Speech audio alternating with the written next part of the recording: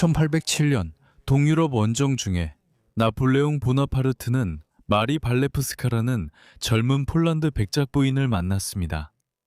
그녀는 곧 나폴레옹의 정부가 되었고 이후 그가 깊이 사랑한 여인 중 한 명이 되었지만 마리는 같은 감정을 느끼지 않았던 것 같습니다. 대신 그녀는 자신의 조국을 되찾고 경제적 이익을 얻기 위해 황제를 이용했습니다.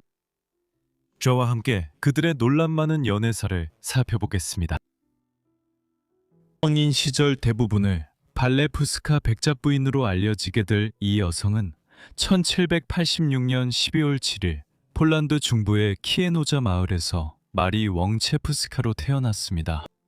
그녀는 부유한 귀족 가문에서 태어났으며 아버지 마테우시 웡체프스카 백작은 이 지역의 저명한 지주이자 귀족이었고 어머니 에바 역시 부유한 집안 출신이었습니다. 그녀는 부모님의 궁정 같은 시골 영지에서 살며 엘리트 교육을 받으면서 그에 걸맞은 풍요로움 속에서 자랐습니다. 예를 들어 그녀는 18세기 유럽의 공용어였던 프랑스어를 저명한 피아니스트 프레데리크 쇼팽의 아버지인 니콜라스 쇼팽에게 배웠습니다. 자문의 영향력에도 불구하고 그 시기는 폴란드 귀족들에게도 힘든 시기였습니다. 마리아가 태어났을 때 프로이센, 러시아, 오스트리아 제국은 이미 1772년에 폴란드의 1차 분할에 참여하여 폴란드 리투아니아 연방의 광대한 영토를 빼앗아 새 강대국이 나누어 가졌습니다. 1790년대 초반 마리지 지절 동안 새 나라는 폴란드에 두 차례 추가 분할을 단행했고 세 번째 분할 이후 폴란드 국가는 존재하지 않게 되었습니다. 현재 폴란드로 여겨지는 대부분의 지역은 프로이센에 흡수되었습니다. 1794년과 1795년에 있었던 세 번째 분할은 폴란드 귀족들의 저항을 받았고 마리물의 아버지는 이 갈등에서 주도적인 역할을 했습니다. 그는 1794년 10월 마티오비타 전투에서 전사했습니다. 마리아와 그녀의 다른 형제자매들은 열렬한 폴란드 민족주의자로 성장했고 많은 다른 폴란드인들처럼 독일과 러시아의 지배에서 벗어난 폴란드 국가가 다시 등장하는 날을 갈망했습니다. 마리아니아 아버지가 사망하고 폴란드 리투아니아 연방이 붕괴된 후 10년 동안 완체프스카 가족은 상당한 경제적 어려움에 처하게 되었습니다. 가족의 재정 문제를 해결하기 위한 노력으로 마리아 도누슈 18살이던 1804년에 아타나시우스 발레프스키 백작과 결혼시키게 되었습니다. 이로써 그녀는 발레프스카 백작 부인이 되었습니다. 유일한 문제는 그녀의 새 남편이 그녀보다 거의 4배나 나이가 많았다는 점이었습니다. 정확히 말하면 68살이었죠. 예상대로 마리 발레프스카는 결혼식 날 우울하고 감정을 잃은 듯한 어린 신부로 묘사되었고 남편은 자기만족에 가득 찬 노신사로 전해졌습니다. 발레프스키 백작은 폴란드 리투아니아 연방의 마지막 왕인 스타니스와프 아우구스트 포니아토프스키의 궁정에서 주요 정치 인물이었습니다. 그리고 그들의 결혼은 1800년대 중반 마리 발레프스카를 폴란드 민족주의자 모임으로 이끌었습니다. 그 시기는 유럽 전역에 혁명적인 분위기가 강돌던 때였으며 폴란드와 같은 지역의 사람들은 프로이센과 러시아 같은 더 가까운 적들에 맞서 싸울 잠재적 동맹국으로 프랑스를 바라보고 있었습니다. 이것은 곧 마리 발레프스카에게 엄청난 의미를 갖게 될 것입니다. 한편 1805년 결혼한 지 얼마 지나지 않아 마리 발레프스카는 백작과의 첫 번째이자 유일한 자녀인 아들 안토니 루돌프를 출산했습니다. 앞으로 보시겠지만 마리 발레프스카의 가족, 친구들, 그리고 다른 정치인들과의 관계는 그녀의 인생 이야기에서 매우 중요한 역할을 하게 됩니다. 그리고 많은 행복한 순간을 만들었습니다. 하지만 어쩌면 그녀가 원하지 않았던 많은 일들을 하게 만든 원인이기도 했습니다.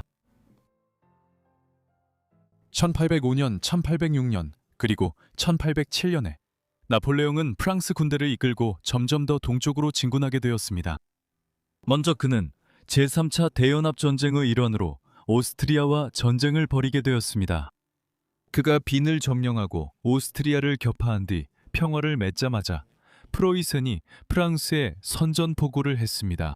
그래서 보나파르트는 결국 북동쪽으로 진군하여 베를린을 점령했고 이어서 현재의 폴란드 지역에서 프로이센군을 격파하기 위해 작전을 펼쳤습니다. 그곳에서 프로이센 국왕은 자신의 영토 동쪽으로 퇴각하여 러시아의 동맹인 차르 알렉산드르 1세에게 지원을 요청했습니다.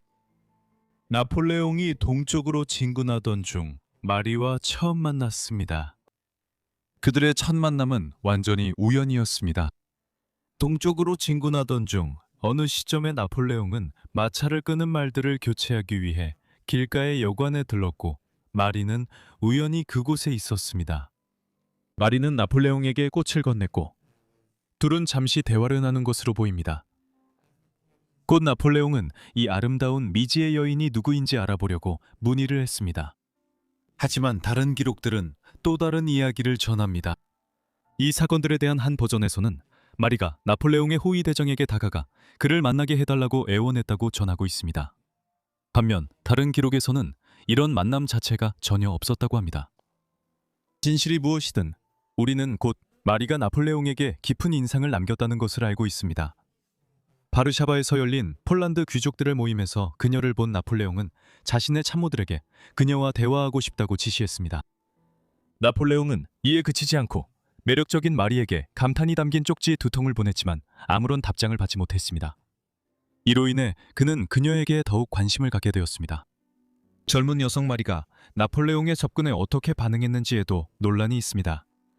일부 연구자들은 마리가 위대한 지도자와의 관계에 관심이 있었다고 믿지만 다른 이들은 그녀가 당황하고 두려워했으며 오직 폴란드의 대의를 위해 황제를 맞장구 쳤다고 주장합니다. 어쨌든 그녀는 곧 폴란드에서 그의 정부가 되었습니다.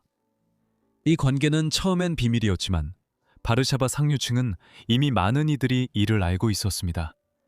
그들이 함께 시간을 더 많이 보내면서 그들의 관계는 발전했고 서로에게 진심 어린 애정을 보이기 시작했습니다. 나폴레옹은 1807년까지 프로이센과 러시아와의 전쟁을 마무리하기 위해 폴란드에서 몇 달을 보냈고 이후 틸지트 조약을 체결하여 제4차 대프랑스 동맹 전쟁을 끝냈습니다. 그 후 그는 1807년 가을에 파리로 돌아왔습니다. 프랑스 수도에서 그는 자신의 초상화와 몇 권의 책 그리고 나의 온화하고 사랑스러운 마리에게 라고 적힌 쪽지를 그녀에게 보냈습니다. 당신처럼 조국을 사랑하는 사람이라면 제가 거의 1년 만에 프랑스로 돌아와 느끼는 기쁨을 이해할 수 있을 것입니다. 이 기쁨에 당신이 함께했다면 완벽했겠지만 저는 당신을 마음에 간직하고 있습니다. 나폴레옹과 마리의 관계는 정치적인 관점에서 중요한 의미가 있었습니다. 1807년 여름 틸지트 조약의 일환으로 나폴레옹은 패배한 국가에 가한 가장 가혹한 평화조약 중 하나로 프로이센의 광대한 영토를 빼앗았습니다. 그가 이렇게 한 주된 이유는 새로운 폴란드 국가를 만들기 위해서였습니다. 바로 몇 주 후 새로운 헌법이 공포되면서 바르샤바 공국이 탄생했습니다. 분명히 나폴레옹이 이 새로운 국가를 세운 이유 중 하나는 폴란드 반군들이 프로이센과의 전쟁에서 그를 지지했기 때문이었습니다. 또한 그는 이곳 동유럽의 프랑스의 강력한 동맹이 돼 유용한 봉신 국가를 만들고자 했습니다. 하지만 이 점에서 발레프스카 백작 부인 역시 그에게 강한 영향을 미쳤다는 것은 의심의 여지가 없습니다. 그리고 그녀의 열렬한 폴란드 민족주의는 비록 오래가지는 못했지만 폴란드 민족의 부활에 기여했습니다. 나폴레옹이 마리에게 빠진 것처럼 보이지만 그녀의 회고록에 따르면 그녀는 같은 감정을 느끼지 않았다고 합니다. 그녀는 이렇게 썼습니다. 희생은 완전했다. 이제는 열매를 거두는 것, 단 하나의 동등함을 이루는 것, 나폴레옹을 설득해 폴란드 독립운동을 지지하게 만드는 것. 그것이 내 비천한 위치를 정당화할 수 있는 유일한 방법이었다. 이 생각만이 내 마음을 사로잡고 있었다. 내 의지를 지배하며 이 생각은 내가 죄책감과 슬픔의 무게에 짓눌려 쓰러지지 않도록 해주었다. 하지만 우리가 곧 보게 되겠지만 이것이 완전히 사실인 것 같지는 않다. 금세 관계가 끝난 다른 정부들과 달리 1809년에 다시 발레프스카와의 관계를 재개했다. 그들의 재회 계기는 제5차 대연합 전쟁이었는데 이 전쟁으로 나폴레옹은 다시 프랑스에서 동쪽으로 이동해 오스트리아와의 전쟁에서 5년도 채 되지 않아 두 번째로 빈을 정복하게 되었다. 그가 오스트리아 수도의 자리를 잡고 평화 협상에 임하고 있을 때 마리 발레프스카는 바르샤바 공국에서 남서쪽으로 와서 빈에서 그와 합류했다. 이 재회 기간 동안 그들의 아이가 잉태되었다. 1810년 5월 초에 폴란드로 돌아온 마리 발레프스카는 알렉산더 플로리안 요제프라는 이름의 남자아이를 출산했다. 마리의 남편은 그 아이를 자신의 아들로 인정했지만 많은 연구에서는 그 아이의 친자 여부가 논란이 되고 있다고 주장한다. 하지만 알렉산더가 50대 중반이었을 때의 사진을 보면 그가 나폴레옹의 아들이라는 데에는 의심의 여지가 없다. 정말 빼닮았고 2013년에 실시된 DNA 검사로 이것이 확인되었다. 1810년 나폴레옹은 파리로 돌아와 마리가 곁에 있기를 원한다는 뜻을 분명히 했다. 그녀는 나폴레옹이 제공한 궁전 같은 저택에서 아들과 함께 살게 되었지만 그들의 관계는 곧 끝나고 말았다. 나폴레옹이 조제핀 드 보아르네와 이혼한 후 그는 정통 후계자를 얻기 위해 오스트리아 초대 황제의 딸인 마리 루이주와 결혼했다. 이 시기에 나폴레옹이 마리와 그들의 아들을 만났는지는 알려지지 않았지만 그는 그들이 잘 보살핌을 받고 경제적으로도 안전하게 지낼 수 있도록 신경 썼다. 1812년 마리는 남편이 이미 70대 중반이었음에도 불구하고 자신이 20대 중반이었을 때 남편과 이혼했다. 합의의 일환으로 마리와 그녀의 장남은 백작의 재산 중 절반을 받았는데 빚이 있었음에도 불구하고 그 재산은 상당한 규모였다. 이 무렵 마리는 나폴레옹과 다시 만났을 가능성이 높다. 나폴레옹은 러시아 침공을 준비하기 위해 폴란드에 도착했는데 이 침공은 참혹한 결과로 끝났고 결국 그에게 제국을 잃게 만들었다. 1814년 봄 나폴레옹이 처음으로 퇴위하고 이탈리아 해안의 엘바 섬의 황제로 유배되었을 때 마리는 그곳으로 가서 그와 함께 섬에 머물렀다. 마리가 그렇게 한 이유에 대해서도 논란이 많다. 일부는 나폴레옹의 재정적 약속이 이행되지 않아 마리가 돈을 받으러 갔다고 추측하지만 다른 이들은 그녀가 단순히 옛 연인이자 둘째 아들의 아버지와 함께 있고 싶어서 갔다고 말한다. 그가 프랑스로 도망쳐 다시 황제의 자리를 되찾으려 한 이후로 둘의 연락은 끝이 났다. 나폴레옹은 워털루에서 마지막으로 패배했고 곧바로 퇴위한 뒤 대서양 한가운데에 있는 세인트 헬레나 섬으로 유배되었다. 1815년에 마리의 첫 번째 남편이 사망했다. 이 무렵 마리는 몇 년 동안 알고 지내며 가까웠던 필리프 앙투안 도르나노 백작과 깊은 사랑에 빠졌다. 그는 프랑스 군인이었고 나폴레옹 군대의 원수 중 한 명이자 주요 장군이었다. 아이러니하게도 그는 나폴레옹의 사촌이기도 했다. 그들은 1817년을 결혼해서 현재 벨기에인 리에주에 정착했는데 당시에는 오스트리아령 네덜란드였다. 그곳에서 그녀는 곧 세 번째 아이를 낳았는데 또 다른 아들인 로돌프 오기스트였다. 하지만 그녀는 평생 알아온 신장 질환으로 인해 1817년 12월 11일 불과 6개월 만에 세상을 떠났다. 발레프스카는 세상을 떠날 때 겨우 31살이었다. 그녀는 파리에서 묻혔지만 이후 유해는 폴란드로 이장되었다.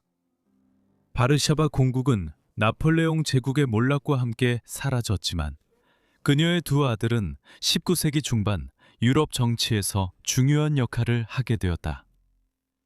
로돌프 오규스트는 1850년대와 1860년대 제2 제정 시기의 중요한 정치인이었으며 이때 나폴레옹의 조카가 나폴레옹 3세 로서 프랑스의 황제였다. 마찬가지로 나폴레옹과 마리의 아들 알렉상드르는 나폴레옹 3세와 가까운 친척 관계였으며 그의 치하에서 프랑스 외무장관으로 일했다. 그는 1850년대 중반 크림 전쟁이 끝날 때 평화 협상 조건을 조율하는 데 중심적인 역할을 했다. 마리는 죽기 전에 자신의 회고록을 완성했으며 이 회고록은 유럽 역사에서 나폴레옹 시대를 이해하는 데 중요한 자료이다. 1937년에 그녀의 삶을 다룬 영화가 제작되었으며 그레타 가르보가 마리 역을 맡았다. 마리 발레프스카 영상 시청해 주셔서 감사합니다. 흥미로웠길 바랍니다. 댓글로 그녀의 삶에 대해 어떻게 생각하셨는지 알려주시고 다른 제안이 있으시면 역시 아래 댓글에 남겨주세요. 여러분 모두 구독과 알림 설정을 하셔서 제가 영상을 업로드하자마자 바로 받아보시길 바랍니다. 오늘은 여기까지이며 다음 포 같은 라이프에서 뵙겠습니다.